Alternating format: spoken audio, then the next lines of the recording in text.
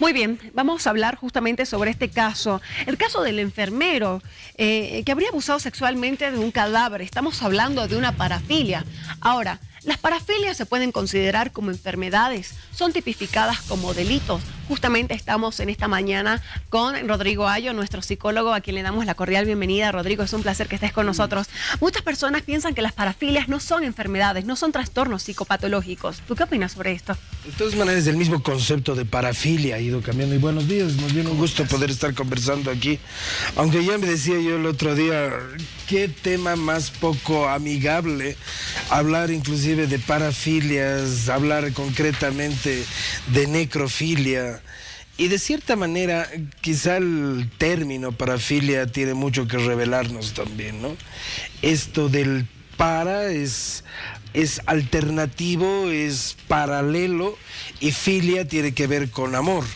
Por eso más bien estamos ya con el solo término parafilia, estamos hablando de una otra forma de vivir la sexualidad, ¿no? Entonces, nos cuesta muchas veces entender que alguien pueda tener impulsos, fantasías, conductas sexuales con un objeto diferente sexual, ¿no? que el que imaginamos muchas veces en una pareja. Entonces, por ejemplo, estamos hablando en este momento de personas cuyo objeto sexual más bien pueden ser niños, pueden ser ancianos, pueden ser inclusive situaciones diversas, como yo quiero dentro de la relación sexual causar mucho dolor o que se me inflige a mí, ¿no? Heridas, ahí estamos con el caso sadomasoquismo. Entonces, las personas suelen vivir ahí su propia vida sexual. Ahora, esto normal, anormal, habrá que ver definitivamente, pero si miramos el caso sí estamos ante una de las parafilias complicadas, y probablemente la necrofilia y la pedofilia, por lo menos de toda esta serie de parafilias, son de las más censuradas, especialmente socialmente, ¿no? Yo puedo recordar un caso que se presentó en España del arropiero. No sé si tú sabes un poco de esto. En los años 60 y 70 era un hombre que definitivamente ha lacerado a la sociedad porque tenía este tipo de parafilias. Ahora, ¿de dónde a dónde? ¿Cuál es el pico al que puede llegar? Porque haciendo la comparación con lo que te digo, empezó simplemente con cierto tipo de conductas extrañas con sus parejas. Posteriormente vino la necrofilia y posterior a ello, el asesinato y mantener relaciones con sus víctimas ya muertas. Ahí tratan de hacer alguna diferenciación entre este mismo cuadro, pero de una manera más circunstancial y una más perversa, si quieres, ¿no?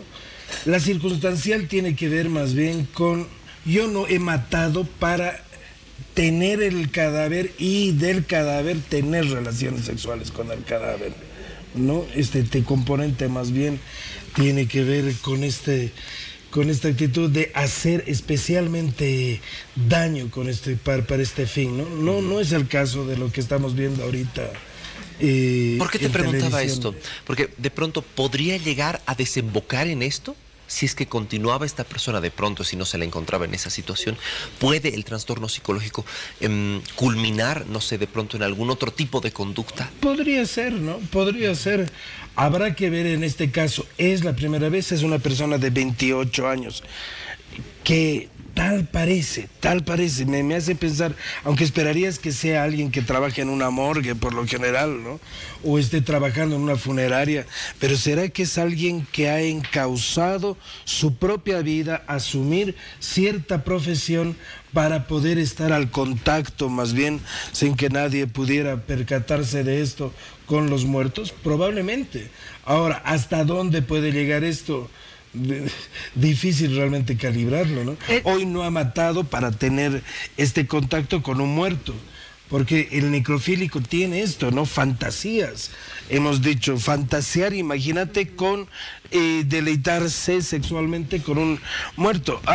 De ahí al hecho, ¿no? De la fantasía al hecho hay definitivamente mucho camino, y hasta dónde puede llegar con todo eso, tú no lo sabes. Pero ahora está empezando aquí.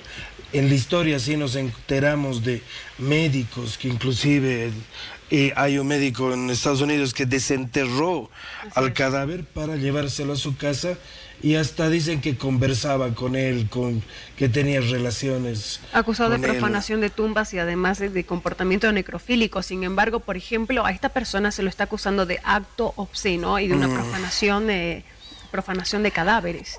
Se le tendría que hacer una evaluación psiquiátrica para poder considerar si realmente es un trastorno lo que tiene y realmente necesita un tratamiento psiquiátrico. Definitivamente de entrada necesitamos un tratamiento psiquiátrico y para tener inclusive un diagnóstico. Muchas veces este tipo de comportamientos no se presentan solos, sino que pueden estar asociados también a cualquier otro tipo de psicopatía, a un trastorno de la personalidad, a un trastorno mental. Entonces sí requiere de... Hasta puede estar relacionado también con un consumo de alcohol, ¿no?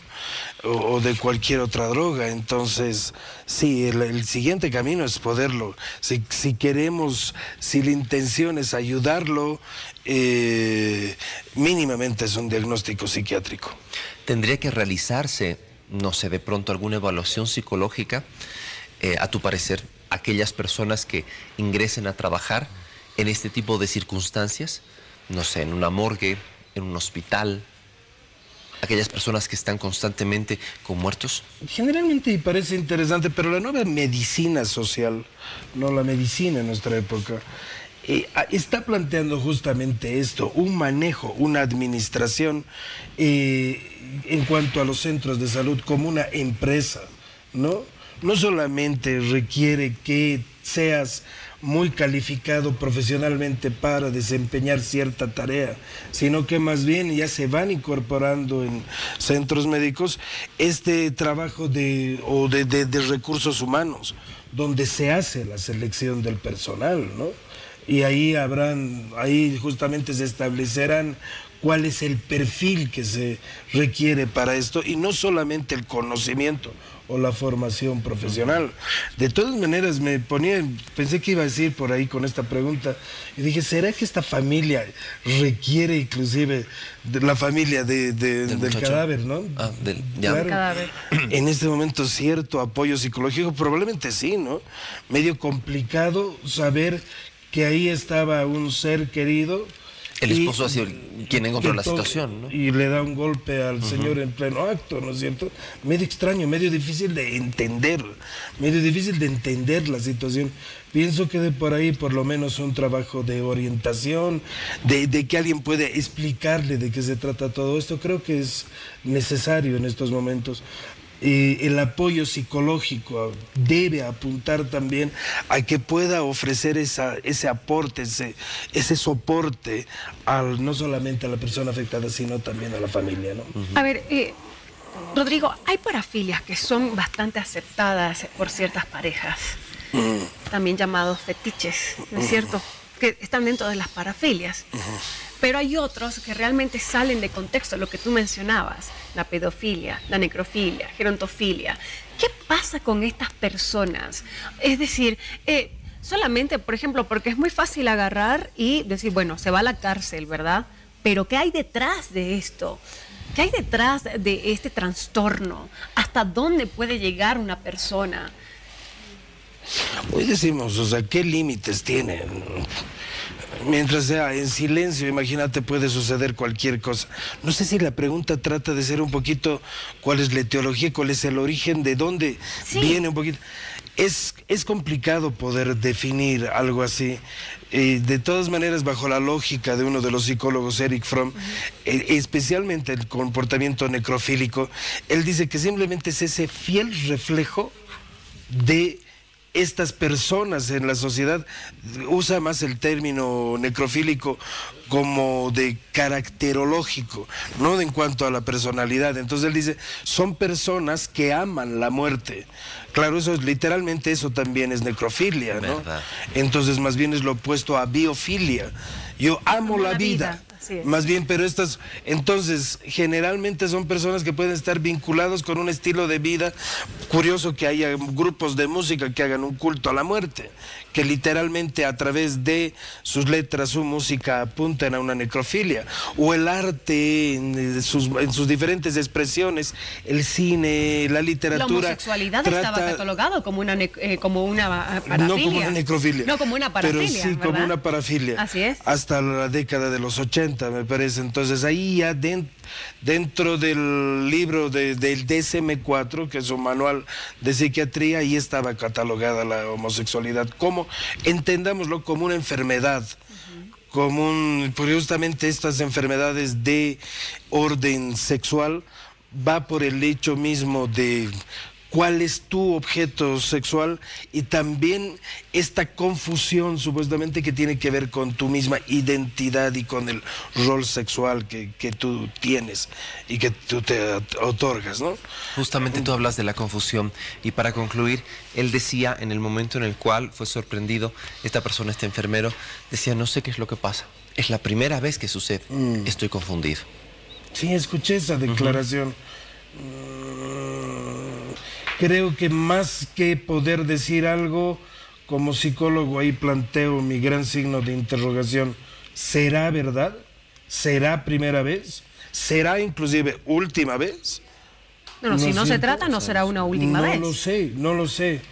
Porque él dice, no sé qué me pasó en ese momento. Lo único que sentí es que estaba involucrado en esto y sentía el golpe del esposo. Él dice esto. Sí. De todas maneras, mientras no hay algún otro tipo de alteración, digamos algún trastorno, pero diagnosticado, parto de la lógica de que el ser humano siempre es libre, ¿no es cierto? Y si libre, entonces responsable. A no ser que tenga una conciencia alterada, a no ser que haya fumado, bebido algo que altere su conciencia.